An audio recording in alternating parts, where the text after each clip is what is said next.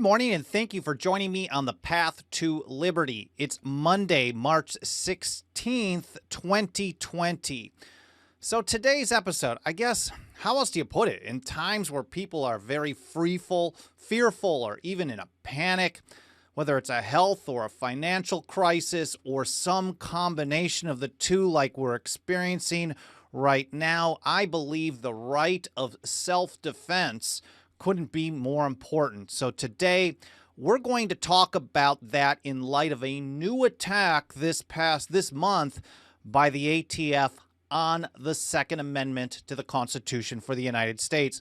First of all, my name is Michael Bolden. We broadcast live every Monday, Wednesday, and Friday at 9:30 a.m. Pacific time from here in my home office and studio in downtown Los Angeles for the 10th Amendment Center. I hope everyone is safe and healthy out there. It is a little crazy here in DTLA. Let me tell you, I've been going out for bike rides each day, and I started yesterday. I'm posting a gallery of pictures of what I'm seeing here in downtown Los Angeles, at least on my Facebook and Instagram accounts. So if you want to follow what's going on, I should probably do another post with an update of how things went yesterday. But it's a little creepy, without a doubt. Anyways, I hope you're happy, healthy, and safe, and stocked up on your food and necessities so we can all weather this, whatever's coming at us. Anyways, we broadcast live. Again, as I said, Monday, Wednesday, Friday, 9:30 a.m. Pacific time. Our live streaming channels are video. That's YouTube, Facebook, DLive, Twitch, and Periscope. That's Twitter.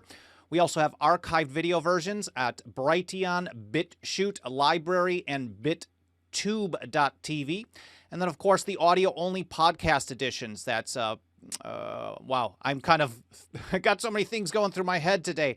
Anyways, iTunes, Stitcher, Spotify, Google Play, and elsewhere. You can find all of our archives, all of the show notes, all of our previous episodes, ways to follow us and support us over at 10thamendmentcenter.com/path to liberty. Again, 10thamendmentcenter.com/path to liberty, all spelled out. And just want to take a look over in the live chat. My app, the API over at YouTube, is not working, so I'm not going to be able to see all the YouTube chat in the Restream chat dashboard that I usually use, but let's take a look. Over on Facebook, Clark, Dan Reed, Jeff Ford, Michael Bogus, George May says ATF is a terrorist organization. Yeah, it shouldn't even exist.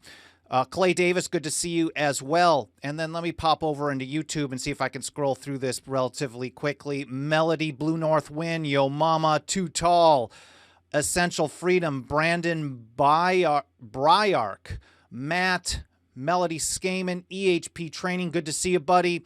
And everybody else, whether you're live or in the archive, whether it's on YouTube or any other platform, I'm very grateful for you spending some time with me today. And to be honest with you, I'm going to be spending a lot of time at home as I'm seeing curfews starting to come in. I saw this morning New Jersey is putting a curfew in from 8 p.m. to 5 a.m. And they're just as authoritarian, maybe more or less, as you would find here from Mayor Garcetti here in Los Angeles. So we'll see how that plays out in the next few days. And I don't know, if you guys want me to cover particular topics, feel free to leave it in the comments or send me an email at team@10thamendmentcenter.com. Again, team@10thamendmentcenter.com. We published an interesting article the other day, I just wanted to mention as a quick aside, from Judge Andrew Napolitano on the Constitution and restrictions of travel. And he's talking about due process and whether or not they can do certain things in emergency.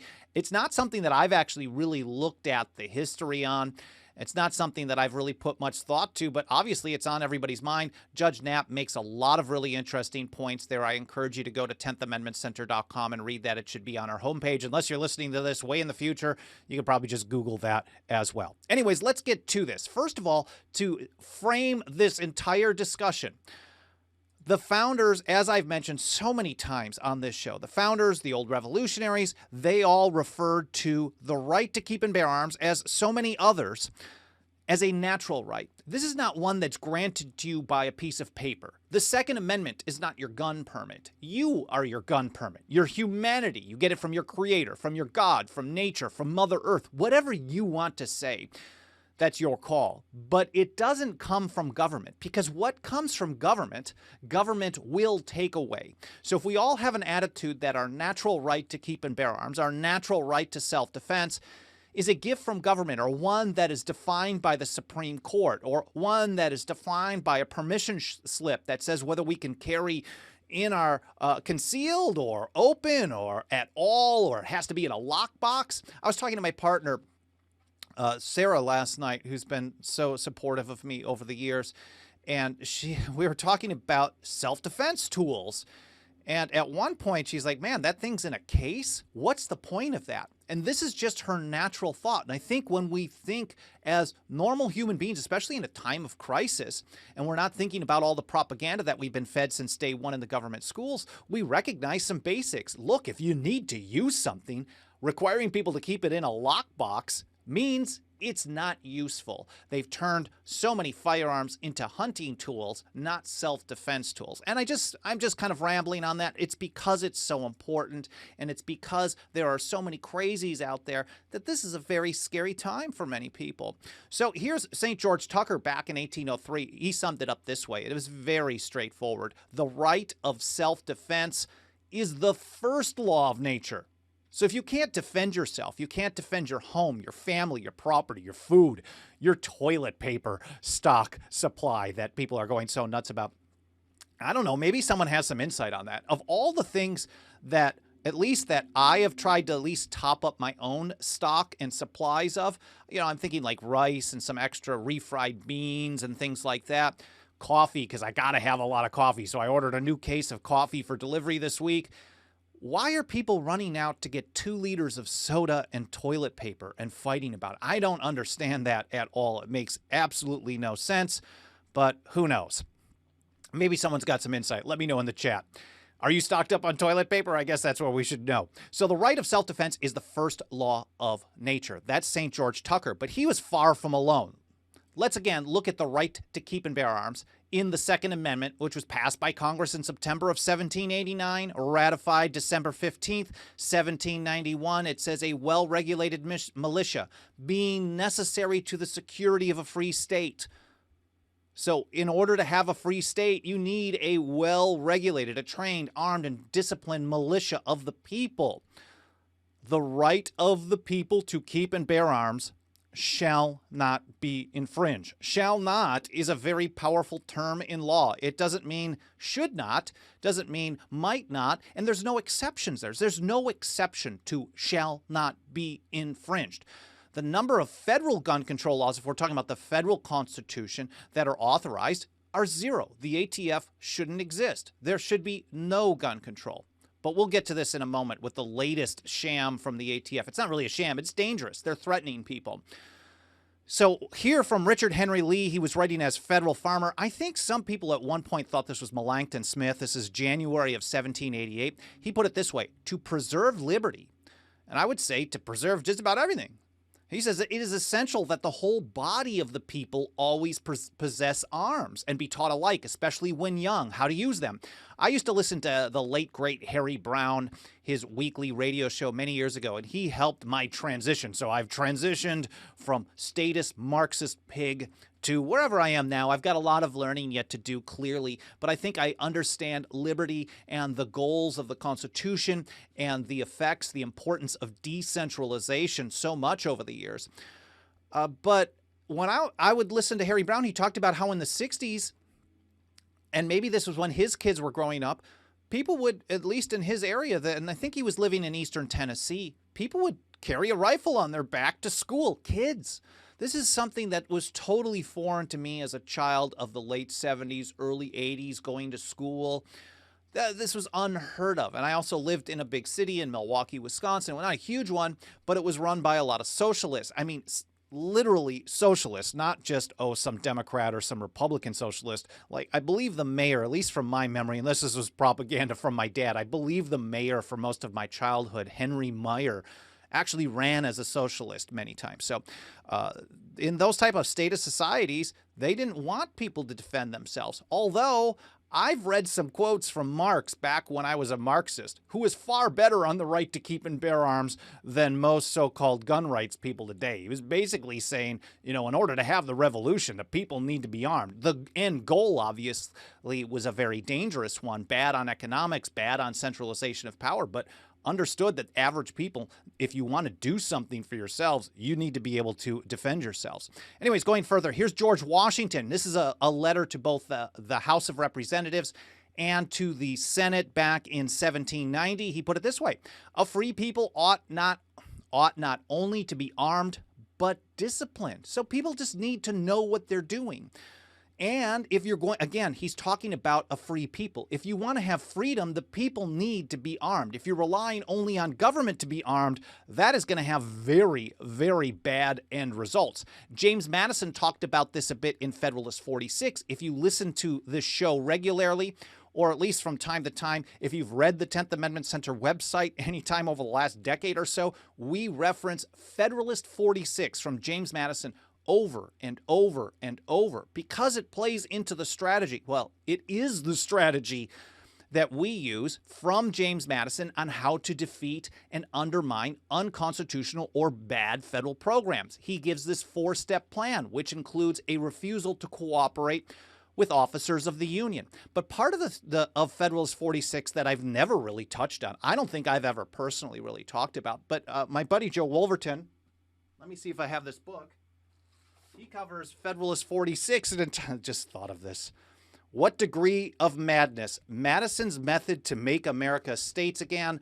I wrote the foreword to this. Joe Wolverton, who writes for the New American, put this out maybe in the last month or two. But he covers Federalist 46 in much more detail than we've ever covered. And here's a part of it that Madison talks about: being armed. He says, besides the advantage of being armed, which the Americans possess over the people of almost every other nation. So he's talking about the concerns that the central government, or the new proposed federal government, while he was arguing in favor of ratification here in the Federalist Papers, he was saying, okay, you might be really concerned about this, but here's an advantage that the people of America have, at least at that time in 1788, 1787, 1780, in the 18th century. He's like, one of the advantages that we have is if the central government gets too uppity, too out of hand, the people are armed.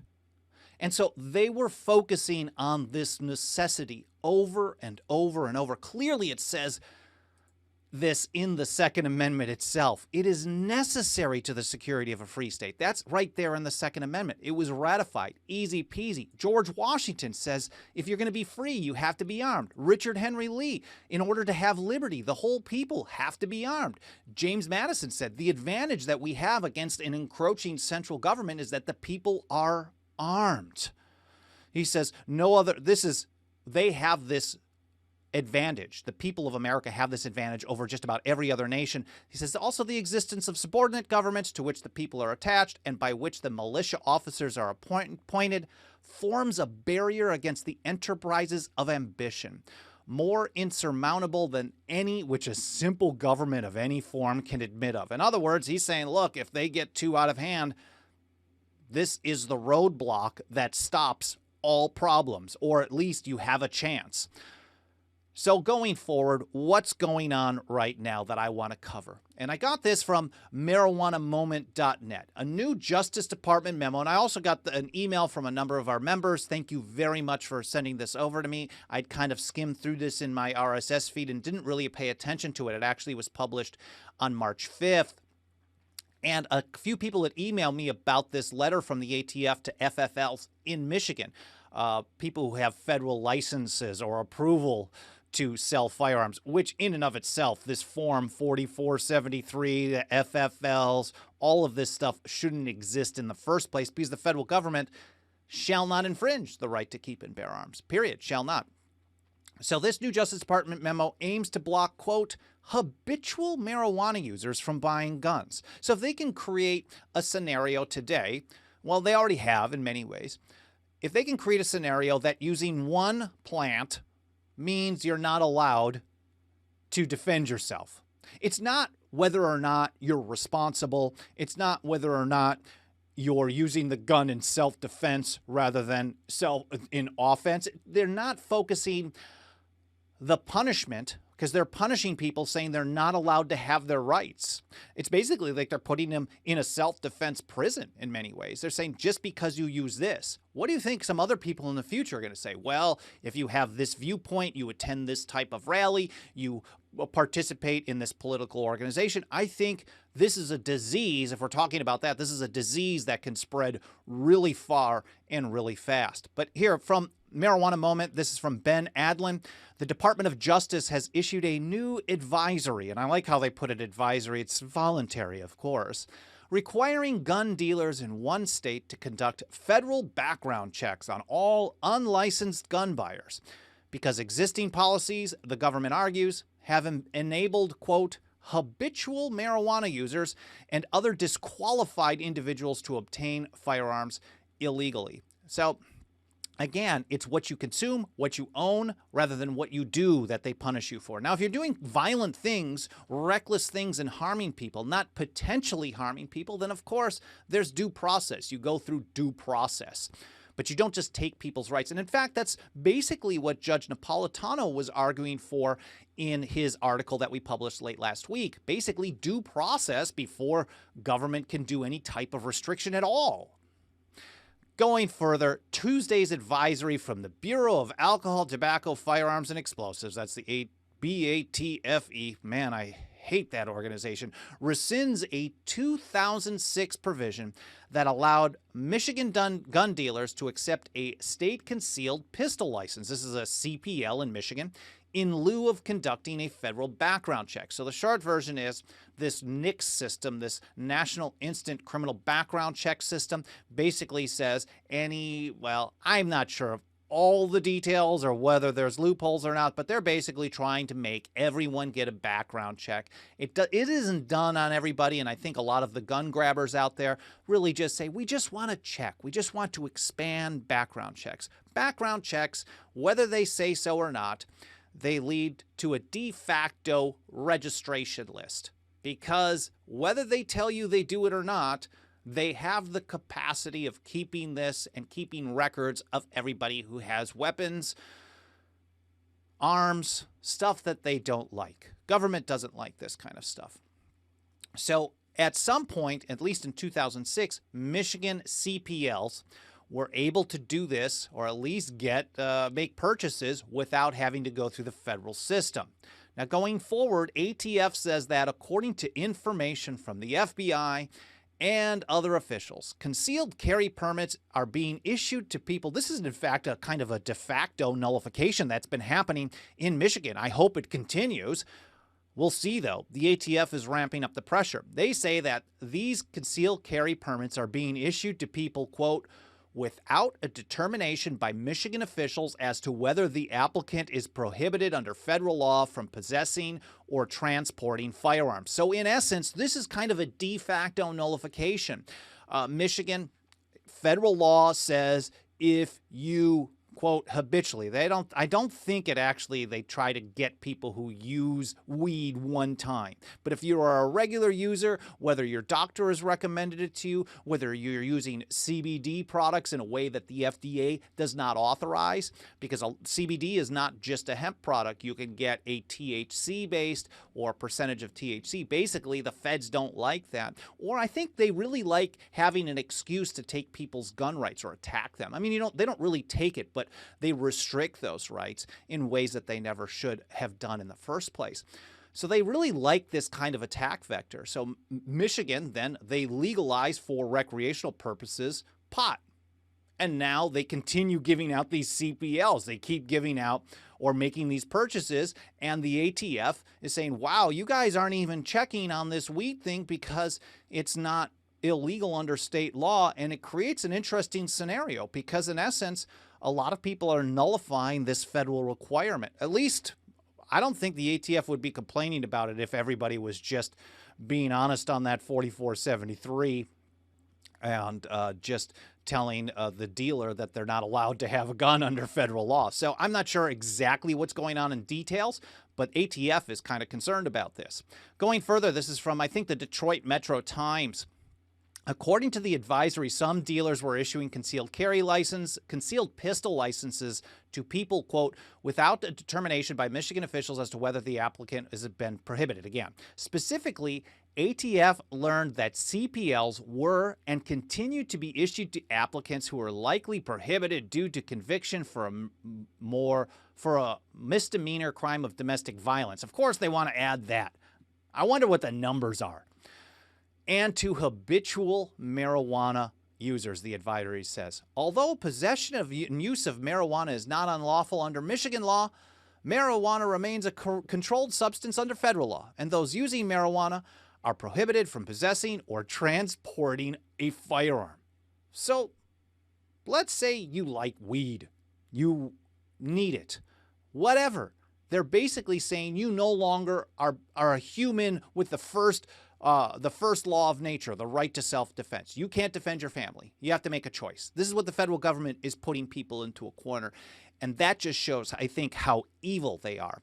And if you rely on the federal courts, which I always urge not to, here's what happened in 2016. The U.S. Court of Appeals for the 9th District upheld the federal government's ban on gun sales to marijuana users. Upheld it. Suzanne Sherman, who does really great stuff with Cerebus Radio. I'm not sure how to pronounce it, but she does a lot of interviews, a lot of YouTube stuff, and she's got this online radio show. But she wrote an article for us back in late December of 2018. December 3rd, 2018. States need to step up and protect medical marijuana users from federal gun laws because of this issue. Why should someone, just because they own, grow, buy, sell, consume a plant, why should they no longer have the right to keep and bear arms? They still do as a human. And she put it this way. If you purchase a firearm from an FFL, that's a federal firearms licensee, you will be presented with the Firearms Transaction Record Form 4473, which shouldn't exist, of course. She says, which you must, under penalty of perjury, answer fully and truthfully. I wonder if at some point, if enough people are lying on this form about controlled substances, or they're confused because they don't think under state law it's any more a controlled substance, but we'll get to that in a second. I wonder if a lot of people are lying, they're going to start doing drug testing for gun control. I mean, at some point, I don't want to give anybody ideas, but if you think about like locks and DNA access to firearms and different types of technological grips and things like that, that I'm sure they really want to push, I would think this is another way of just being super invasive, ramping up the surveillance state, and creating this kind of total control over society. So Suzanne actually addressed that idea of whether or not people are confused. The ATF, evil people, they're really good at this stuff. Question 11C asks prospective gun purchasers if they are unlawfully using any controlled substance. And you might think, hey, I can answer no, because now it's legal in my state. Well, immediately following that is this, quote, warning, the use or possession of marijuana remains unlawful under federal law, regardless of whether it has been legalized or decriminalized for medicinal or recreational purposes in the state where you reside. So they are really aggressive about this. They just want to make sure, just like the Federal Reserve tries to enforce marijuana prohibition by going to businesses, to banks, to credit unions, banning them from actually having accounts that work in that industry. Like, they are pretty aggressive about this. The ATF, vice versa. The DEA and the ATF all work together to control your personal choice, to restrict your rights over plants, over self-defense, over all kinds of products. And again, Suzanne points out, not surprisingly, she put it, in 2016, the Ninth Circuit Court of Appeals ruled that this restriction does not violate the Second Amendment at all. So I actually have a copy of this. I will link to it in the show notes at 10thamendmentcenter.com/path-to-liberty. This is the letter from the Department of Justice, BATFE. Enforcement. So when they call it an advisory, public safety advisory, but it's actually coming from enforcement programs and services. I don't know how the names for this, like this is a customer service program, is just absurd. If you call the IRS, they refer to you as a customer and they're doing customer service. No. They're treating us like slaves, like really bad. So this comes from Enforcement Programs and Services, March 3rd, 2020. Public Safety Advisory to all Michigan federal firearms licenses. The purpose of this public safety advisory is to advise you of an important change to the procedure you must follow to comply with the Brady Handgun Violence Prevention Act, 18 U.S.C. 922T, when transferring a firearm to an unlicensed person. It's almost like a software license. It's basically you don't really own it. You're just transferring. I don't know. It's nuts. The Brady law generally requires FFLs to initiate a NICS system, a background check, before transferring. But at some point, we authorized that Michigan could do this under the CPL, and now we're saying you can't. So that's really the gist of what this is. This isn't the first time they've sent out this kind of letter. And it isn't always about weed, but they send these letters from time to time, and you can find them on the ATF website. Here's another one to Alabama in 2019. Again, this is to notify you. It's almost a form letter. They're just changing a few things. On February 14th, 2016, ATF issued an open letter to all Alabama FFLs informing them that they had reviewed, et cetera, et cetera. Again, they're focusing on the idea that everybody is supposedly required to do a federal background check in the NICS system. Well, who do we have to thank for the NICS system, the unconstitutional background check system, which happens millions and millions of times every single year, in fact, every single month, and we'll get to that in just a moment here too. Here's the NRA ILA. This was published... Man, I'm not 100% sure when this was published. This has got to be, I think it's like in 2018 that this was published. This is from Stephen Hallbrook, and he points out he's basically responding to the Washington Post fact checker who was claiming that the NRA was totally in support or actually argued against the Brady law. Well, they're saying the NRA made no such argument. They weren't actually making an argument that the old Brady Act of 93 should have been struck down, including NICS. And they put it this way. In fact, the NICS, the National Instant Criminal Background Check System, was the legislation that the NRA supported at its very inception and has consistently supported since. Where the NRA was actually good on this, and they rarely are good on the 10th Amendment, but they were on this one, was they backed Sheriff Mack and Sheriff Prince, where the Brady Act originally, as a temporary measure, before the NICS system was up and running, they were requiring local law enforcement to do the background check part of it for the federal government. So the NRA helped in that lawsuit, and they took it to the Supreme Court, and this makes up part of the anti-commandeering doctrine, which is based on James Madison's advice in Federalist 46, a refusal to cooperate with officers of the Union. The Supreme Court from 1842 to 2018 has repeatedly upheld that vision, saying that, well, the federal government may pass some law. They rarely strike anything down that the feds do, but they basically just say, well, if the feds pass something, they can't require the states or their political subdivisions to use manpower or resources to help effectuate that. And this was the 1997 Prince case that Justice Scalia did a pretty good job on. So they didn't actually oppose the entire Brady Act. In fact, they were totally on board with this NICS system. And they go on further. They say the NICS, set up by the permanent provisions of the Brady Act, which frankly should have been called the NRA Act. Just crazy. Is run by the FBI and is constitutional because Congress has power to tell federal employees what to do. So their constitutional argument at NRA is that the federal government or Congress can tell federal employees what to do.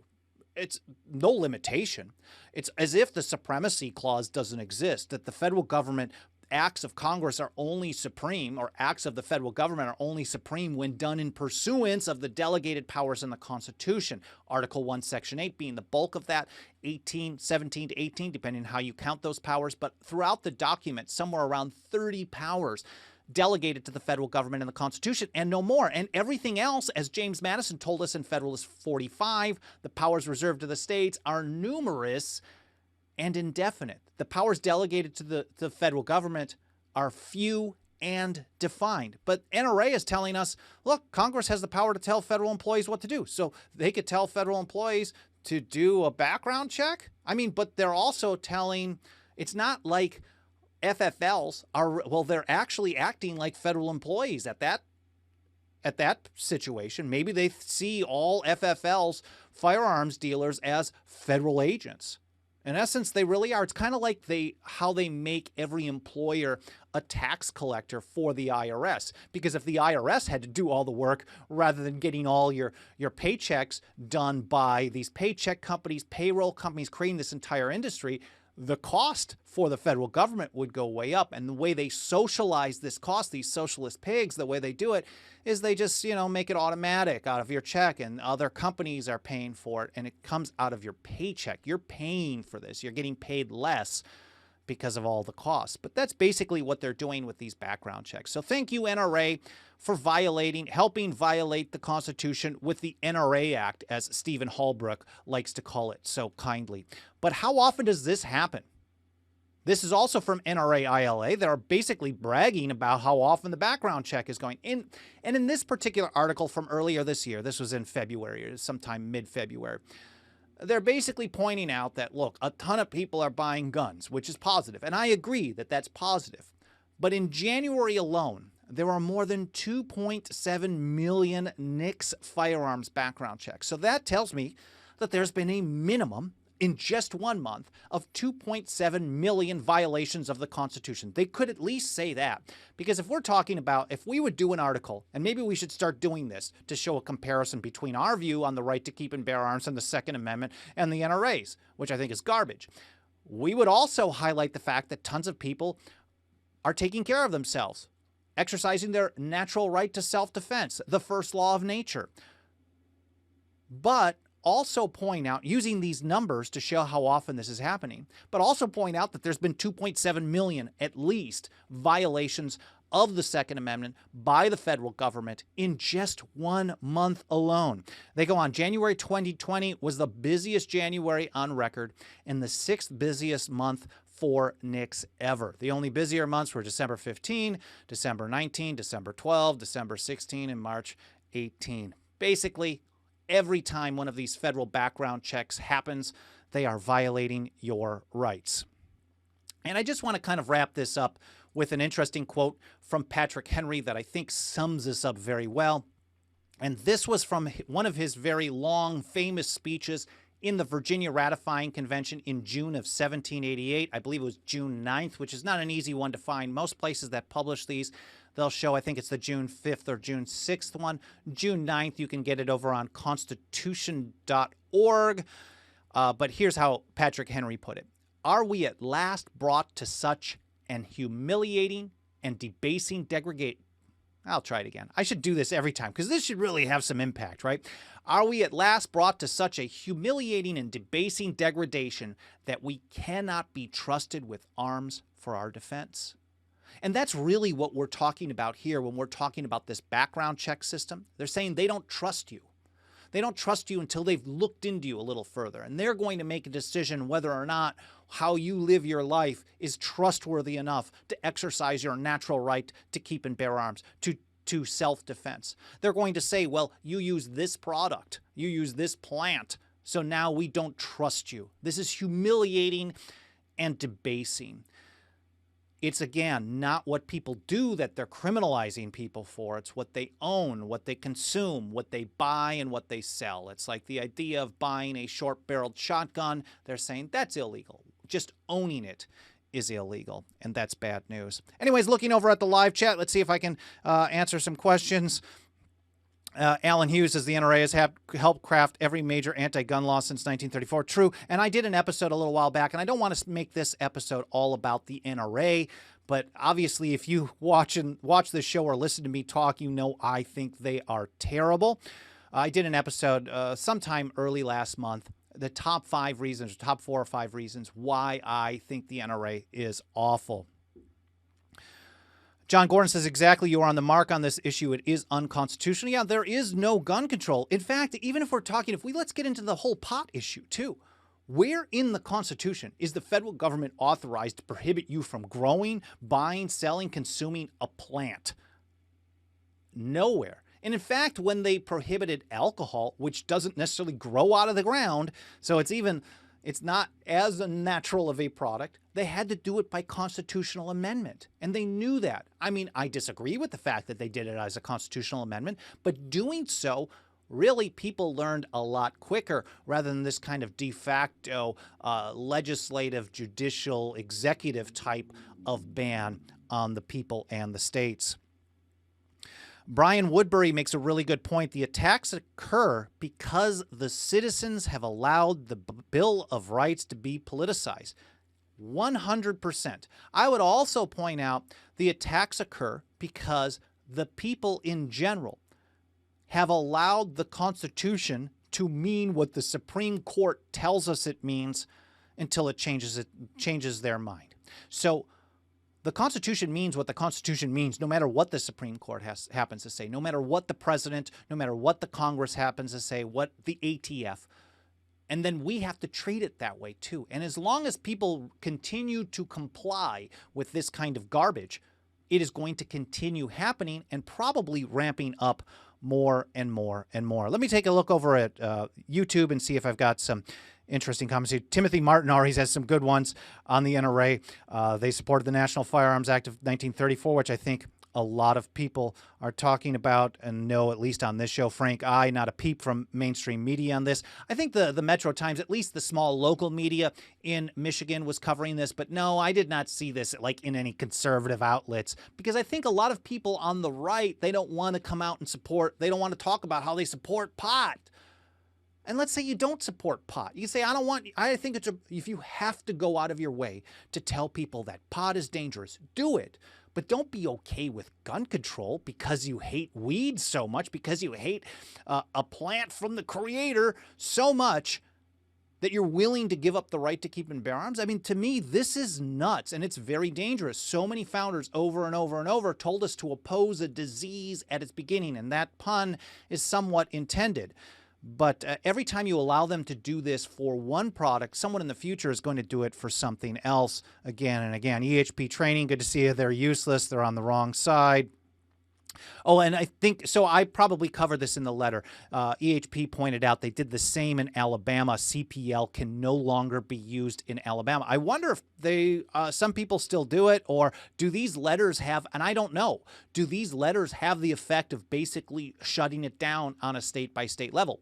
Is Michigan expected to stop using CPL and then going through NICS all the time?